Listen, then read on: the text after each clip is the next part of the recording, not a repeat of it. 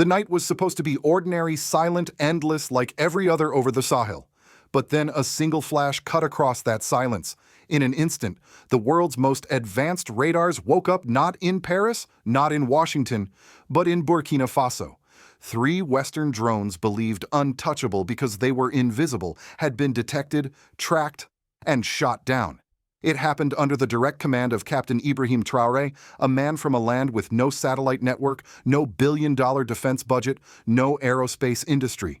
And yet that night, he broke the unwritten rules of modern air warfare. For decades, Africa's skies were something to be watched, mapped, and controlled, never owned.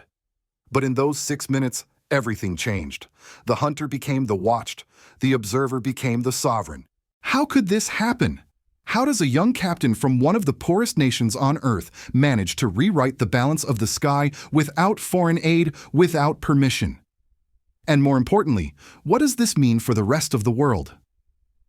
This is not just a story about drones and radar. It's a story about dignity, restored about intelligence, rising above intimidation.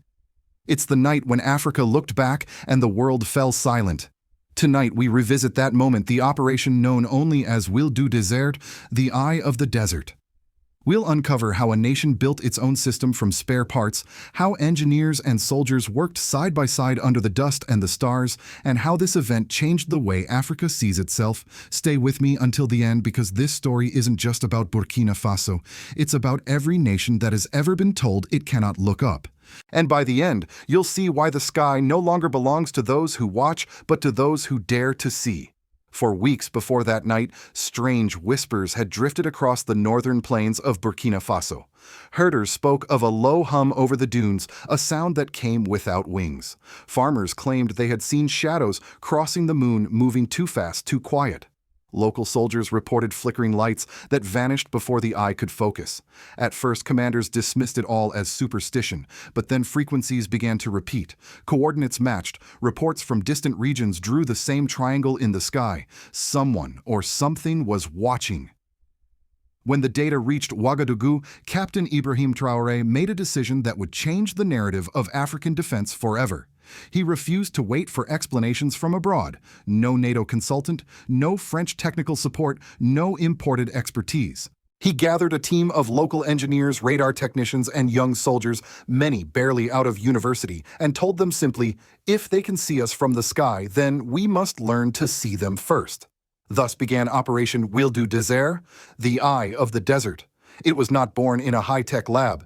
It was born in the dust under flickering lights, in workshops filled with scavenged wires and spare batteries. Every night for weeks, the team rebuilt old radar systems by hand, adjusted antennas with rulers, and tape-wrote algorithms on chalkboards, and traced flight corridors on paper maps. They didn't have satellite uplinks, so they built analog trackers. They didn't have precision chips, so they salvaged parts from civilian radios. And when components failed, they replaced them with local substitutes, anything that could carry a signal, any tool that could listen to the sky. It was painstaking work, and every signal they intercepted carried risk. Western aircrafts routinely patrolled above the Sahel. Their systems were encrypted, invisible to conventional radar. Yet night after night, the Burkinabe team refined their instruments, mapping those invisible corridors until patterns began to emerge. Then, on one moonless night, the night that would echo across continents, a faint pulse appeared on the screen. 2347. A single moving dot. Seconds later, a second one joined. Then a third, forming a perfect triangle. The same formation that had haunted their maps for weeks. Within minutes, the operations center went silent. Every conversation stopped. Every hand hovered over the controls. Traoré, standing between 2 young radar operators, leaned closer to the monitor. He understood what he was seeing and what it meant. This wasn't coincidence. It was surveillance. The targets were flying low, right above newly fortified military zones and the nationalized gold fields. Someone was gathering data on Burkina Faso's most strategic sites. Traoré didn't shout. He didn't panic. He turned to his communications officer and said quietly, "Lock the channels. Activate Eye of the Desert." Across the north, mobile defense units switched to blackout mode. Engines cut off. No headlights, no transmissions. The entire country's defense network moved as one, guided by locally built instruments powered by determination and faith. For a few electric minutes, time itself seemed to hold its breath. The desert was silent, the wind frozen as if waiting for the next heartbeat. Inside the control room, an operator whispered, "Target confirmed." Traore gave the order, just 2 words, "Neutralize them." At rate 001, the first missile streaked into the dark. A flash lit up the horizon. The first drone vanished. The second tried to veer off, deploying countermeasures. It was hit 3 seconds later. The third attempted to jam the radar, but the frequencies had already been rewritten to counter that very tactic. A final launch cut through the night. Then silence. 6 minutes, 3 drones, 0 casualties. When the echoes faded, nobody spoke. Then one operator, his hands trembling, exhaled softly, "It's over." For a moment the world didn't yet know, but far beyond the Sahel, in the secure rooms of Paris, London, and Washington, red alerts flared on screens. 3 high-value drones down. No explanation. No enemy signature. No known air defense system capable of such precision. And in a small control center in Ouagadougou, Captain Traoré simply closed his notebook and said, "This is not a victory against anyone. It is a victory for us." The following hours unfolded like a scene no one had scripted. There was no music, no fanfare, only the still hum of cooling circuits and the soft beeping of radar screens fading back to silence. In the command room, the young engineers stared at the monitors, not sure whether to celebrate or to pray. The impossible had happened. At dawn, Ibrahim Traoré walked through the control posts without a word. He checked the coordinates himself, verified the data logs, then finally spoke, "Every life saved tonight is more precious than every machine we destroyed." Those words spread quietly through the barracks, the radio rooms, the radar stations. By noon, everyone in the defense network had repeated them. But while Burkina Faso stayed silent, the world began to shake. Thousands of miles away, in air-conditioned offices from Washington to Paris, analysts were running frantic diagnostics. 3 Western drones downed in the same quadrant, same hour, and no trace of who did it. The first reports from NATO's Sahel desk were almost comical in their confusion. Possible atmospheric anomaly, potential Russian electronic warfare test, unknown interference pattern, origin unverified. But none of it matched the radar evidence. Burkina Faso had no satellite support, no foreign contractors, no visible missile batteries. And yet the intercept data later leaked through military circles showed a lock-on precision of 97% within the engagement window. That level of accuracy usually requires space-based guidance, so when Western analysts saw that the Burkinabe system had been entirely local, they didn't know how to classify it. Some called it a technological anomaly, others less polite called it an African impossibility. Inside Ouagadougou, Traoré's team didn't bother to argue. They knew the truth. The operation wasn't built on money, but on method and faith. In the following days, no official statement was issued. The government simply archived the data, reinforced the radar posts, and went back to work. But outside, the shockwaves spread. The African press picked up the rumor, first Burkina shoots down Western drones. Then came the debates, was it real or propaganda? Soon enough, leaked documents confirmed the incident. 3 drones had indeed disappeared from Western flight logs that night. The news broke the information dam. From Bamako to Niamey, people poured into the streets with pride. Graffiti appeared overnight, 6 minutes. 3 drones, 0 deaths. That slogan became a chant, a reminder that dignity could be measured in seconds, not speeches. African television hosts spoke of a psychological reversal. For decades, their nations had been watched, scanned, and recorded from the sky, treated as subjects of observation, not actors. Now, a single night had flipped the narrative. In Europe and the US, the tone was very different. Military blogs speculated about unauthorized weapons testing. Diplomats whispered of accidental escalation. No government publicly admitted to losing the drones. But internal memos leaked from Brussels bore one line that told the story clearly: Africa is no longer blind. In think tanks and defense circles, the implications were terrifying. If one small Sahel nation could disrupt Western reconnaissance, what would happen if others followed? If African engineers could repurpose spare electronics into radar weapons, what would become of the old hierarchy of power? That quiet victory in the desert was more than a tactical event, it was a symbolic revolution. It proved that intelligence, discipline, and self-belief could outmatch billion-dollar hardware. And yet, in the midst of the admiration and confusion, Traoré remained calm. When a reporter later asked why he hadn't made a public declaration, he smiled faintly and said, because the world already saw what it needed to see. For his people, that silence meant something profound. It wasn't about boasting. It was about ownership. The right to defend one's sky without explanation. The right to act without apology. In every military academy across the Sahel, the lesson was clear. Technology without sovereignty is dependency, but sovereignty, even with limited technology, is freedom. That was the moral of that night. A lesson written not in blood, but in brilliance, not in explosions, but in the quiet hum of a radar screen that refused to stay blind. And from that moment forward, the balance of the Sahel sky and the world's perception of Africa would never be the same again. When morning broke over Ouagadougou, the city didn't erupt in noise, it inhaled in disbelief. There were no parades, no speeches, not even the hint of a celebration. Yet somehow everyone knew. Word traveled without words. In cafes, people whispered. In classrooms, teachers paused mid-sentence. Soldiers, walking home from their posts, held their heads just a little higher. By midday, 3 words began appearing on walls, bus stops, and school gates, hand-painted in red and black. 6 minutes. 3 drones. 0 deaths. It wasn't a slogan ordered by the state. It was born in the streets, a quiet hymn of pride. For the first time in living memory, the Burkina Faso people felt that the sky above them was theirs, no longer something foreign, unreachable, or controlled from afar. For years, they had lived under the hum of unseen machines, invisible eyes that could watch, record, and strike without warning. But that morning, a nation once considered peripheral realized it could look back. Inside universities, the reaction was immediate. Enrollment in electronics, telecommunications, and defense engineering tripled within weeks. Professors who had long struggled for funding suddenly received volunteers. Young students, some who had never touched a computer before, began drawing radar diagrams in their notebooks. Patriotism no longer came from chants or flags. It came from learning how to build. In the villages, the tone of conversations shifted too. Elders spoke of the event with reverence, calling it the night we saw the sky change color. They told children that courage no longer came from rifles, but from knowledge, from the patience to listen to the wind and decode it. Politically, the shockwave was even deeper. Across the Sahel in Mali and Niger, defense ministers quietly reached out to Ouagadougou. They asked to study the Eye of the Desert protocol, hoping to replicate the success.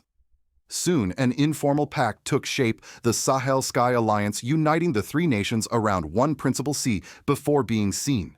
This was not a military alliance of conquest, but of observation, a philosophical one, a way for Africa's heartland to reclaim its sky from the age of foreign surveillance.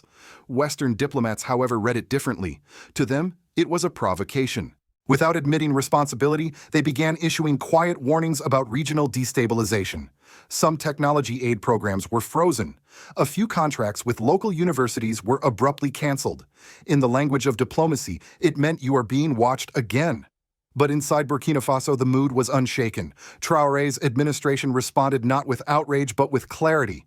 He launched a series of reforms, 5 pillars of technological sovereignty: institutionalize innovation, transform Eye of the Desert from a secret mission into a national research center linking the army and universities; form new engineers, create the corps of Sahel engineers to train 1,000 young technicians in 3 years; share data regionally, exchange radar information with Mali and Niger without Western intermediaries; fund research, independently use mining revenues to establish a sovereign technology fund; protect the narrative, set up a communication unit to document and preserve what really happened.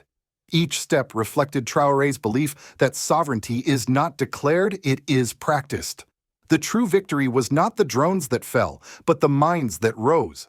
In the months that followed, the social fabric of Burkina Faso began to change.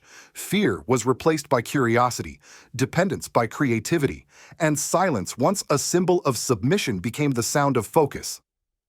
What began as a 6-minute defense operation was now a quiet social revolution. For the first time, Burkina Faso wasn't just guarding its land, it was guarding its future. In Washington, the incident was first labeled an anomaly. Then it became a technical glitch. But by the 3rd day, no one was laughing. A confidential Pentagon memo circulated with a single unnerving line: 3 drones downed in 6 minutes by a nation without satellites. For American defense planners, it wasn't just a question of how, it was where. Burkina Faso, a country barely visible on most military budgets, had just done something the world's top armies considered impossible without global positioning systems, space links, or multi-billion defense networks. The CA called for an internal audit. The State Department warned that unverified engagements in the Sahel could signal new alliances, a polite way of asking whether Russia or China were quietly helping. But the evidence told a different story. There were no foreign footprints, no shared code, no signal intercepts, no known systems involved. What happened that night was 100% local. That realization struck harder than the loss of the drones themselves, because for the first time in the modern era, the United States wasn't looking down at Africa, it was looking up. In closed-door discussions at NATO, the tone was equally uneasy. A European general reportedly said, if they can defend their skies, they can defend their resources. It was not paranoia, it was recognition. The monopoly of control once guaranteed by air dominance had cracked. News networks tried to contain the story, framing it as an unconfirmed incident. But on social media, it spread like wildfire. Hashtags such as Laughter Africa is watching and My Eye of the Desert trended across diaspora communities in London, Toronto, and Atlanta. For millions of Africans abroad, many who had long felt detached from their homelands, it was a moment of vindication. A reminder that intelligence and innovation could come from the very continent the world had called dependent. In Beijing, analysts quietly took notes. In Moscow, strategists spoke of a new doctrine of asymmetric sovereignty. But in Washington, there was introspection. Some commentators on late-night news panels dared to ask uncomfortable questions. If a small African nation can build its own defense system from recycled parts, what does that say about the trillion-dollar military-industrial complex? Others went further. If dignity can be engineered without debt or permission, what happens to our global leverage? The answers were not comforting. For decades, Western policy toward Africa had been rooted in the assumption of technological dependence, that aid, training, and oversight would always flow in one direction. But the Burkina Faso Sky incident, as it came to be known, shattered that illusion. Across Europe, diplomats worried about a new confidence in the Sahel.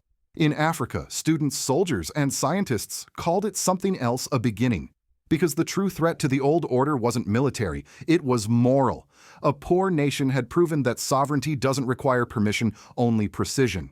And that is the kind of example no empire wants replicated. In the months that followed, American think tanks began quietly studying the Traore model. It wasn't about missiles or radars anymore. It was about the psychology of independence, the discipline of self-reliance, the refusal to outsource vision. For the United States, this moment carried both warning and hope, a warning that the age of silent observation was ending, and a hope, perhaps faint, that partnership could replace paternalism. Because whether in Washington or Ouagadougou, one truth now echoed across the world: the sky belongs to no one and to everyone who dares to see. The room was almost empty. The hum of the machines had faded. The screen still glowed faintly with the ghostly trails of the 3 vanished drones. Captain Ibrahim Traoré stood alone for a moment, watching those lines fade into the black map, 3 scars of light in a reclaimed sky. He spoke softly to no one in particular. They looked at us like prey. Tonight, the prey looked back. Those words became a refrain. They appeared on murals in Ouagadougou, on T-shirts, on the lips of students walking home at dusk. Because that sentence, simple, quiet, defiant, captured the shift of an entire generation. For decades, Africa had been told to accept its position beneath the gaze of others, to be studied, monitored, managed. But this time, the gaze had been returned. And in that reversal lay the birth of something far greater than a military success. It was the rebirth of dignity. Yet every awakening carries a warning. The same eyes that once watched from above now glare with suspicion. Sanctions can follow. Isolation. Disinformation. History shows that whenever a small nation dares to rise without permission, the world's powers suddenly rediscover their concern. That is why this story, this 6-minute victory, is more than an episode in Burkina Faso's history. It is a test for all of us. A test of whether sovereignty can exist without empire. A test of whether the global South can innovate without apology. And perhaps a test of whether the rest of the world, including America, is ready to listen, not lecture. Because the truth is this: freedom in our century is no longer stolen by bullets. It is stolen by observation. by who controls the image, the signal, the narrative. Burkina Faso did not just defend its airspace, it defended its right to see itself, and that should concern us all. In an age of satellites and algorithms, who truly owns the sky above our heads, the nation or the network, who decides what is visible and what must remain unseen? So I ask you, my friends, if a small country in West Africa can look back at the eyes that watched it, what's stopping the rest of us?